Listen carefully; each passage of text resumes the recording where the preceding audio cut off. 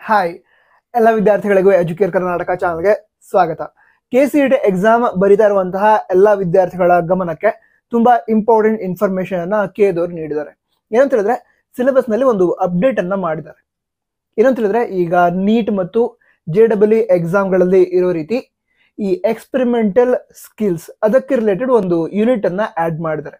ಆ ಒಂದು ಯೂನಿಟ್ ಏನಿದೆ ಅದರಲ್ಲಿ ಈಗ ಫಿಸಿಕ್ಸ್ ಆಯ್ತು, ಕೆಮಿಸ್ಟ್ರಿ ಆಯ್ತು, ಬಯಾಲಜಿ ಆಯ್ತು.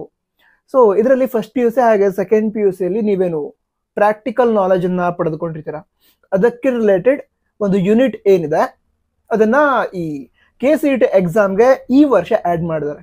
ಇದೇ ವರ್ಷ ಈ ರೀತಿ ಆಡ್ ಮಾಡ್ತಾ ಇರೋದು. ಅದರ ನಂತರ ಈ ಸಿಲೆಬಸ್ ಏನಿದೆ ಅದಕ್ಕೆ ಸಂಬಂಧಿಸಿದ ಅದನ್ನು ಕೂಡ ಪ್ರಕಟಿಸಿದ್ದಾರೆ. ನೀವೀಗ ಸ್ಕ್ರೀನ್ ಮೇಲೆ ನೋಡ್ತಾ ಇದ್ದೀರಾ.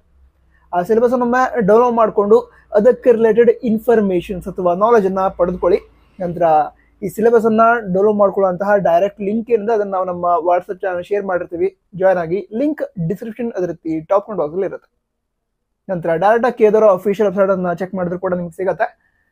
ಸೊ ಅದೇ ಏನೋ ಒಂದು ಯೂನಿಟ್ ಅನ್ನ ಆಡ್ ಮಾಡಿದ್ರೆ ಎಕ್ಸ್ಪೆರಿಮೆಂಟಲ್ ಸ್ಕಿಲ್ಸ್ ರಿಲೇಟೆಡ್ ಅಥವಾ ಪ್ರಾಯೋಗಿಕ ಕೌಶಲ್ಯದ ರಿಲೇಟೆಡ್.